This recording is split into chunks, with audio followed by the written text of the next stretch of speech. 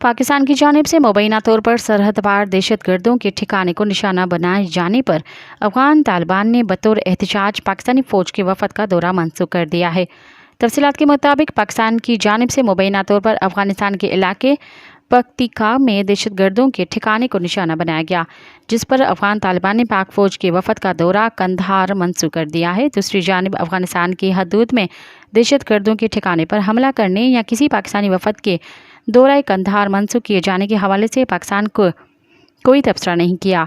फ़ौज की media wing ने भी उन दोनों मामलात पर किसी पेश रफ्त पर कोई रद्द अमल ज़ाहिर नहीं किया।